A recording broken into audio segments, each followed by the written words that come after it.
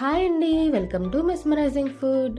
Curd potato curry చేసేద్దామండి. నేనైతే 6 పొటాటోస్ని ఈ విధంగా పీసెస్ లాగా కట్ చేసుకుంటానండి. ఒక గిన్నెలో తీసుకొని ఇవి మునిగే వరకు వాటర్ని యాడ్ చేసుకొని 70 to 80% వరకు ఉడికించుకోవాలండి.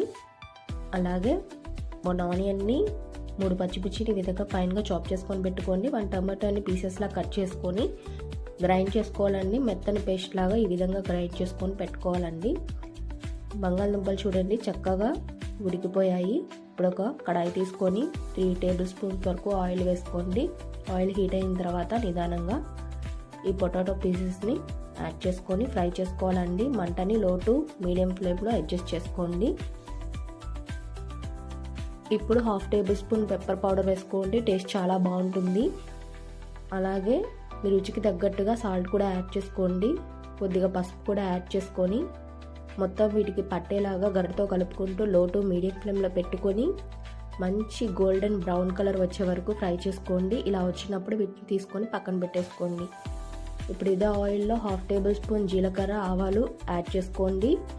ఇవి కొద్దిగా ఫ్రై అయ్యాక ఆనియన్స్ పచ్చిమిర్చి యాడ్ చేసుకొని గోల్డెన్ బ్రౌన్ కలర్ వచ్చే వరకు ఫ్రై చేసుకోవాలండి. ఇలా వచ్చినప్పుడు మీరు కావాలంటే అల్లం వెల్లుల్లి పేస్ట్ యాడ్ చేసుకోండి, నేను చేసుకోవడం లేదు. అలాగే కర్రీ లీవ్స్ కూడా యాడ్ చేసుకొని చక్కగా ఫ్రై చేసుకోండి.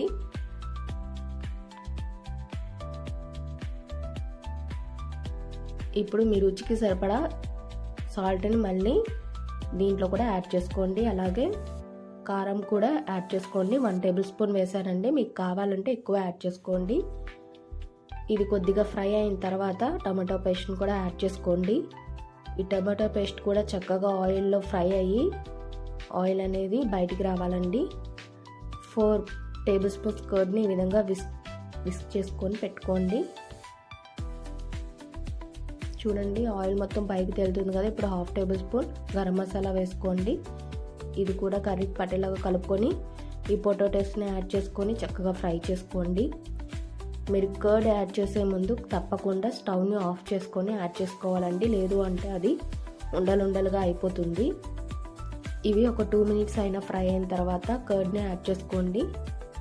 చక్కగా ఈ విధంగా యాడ్ చేసుకొని స్టవ్ని ఆఫ్ చేసుకొని ఈ కర్డ్ మొత్తం కర్రీలో కలిసినప్పుడు మళ్ళీ మీరు స్టవ్ ఆన్ చేసుకొని మూత పెట్టుకొని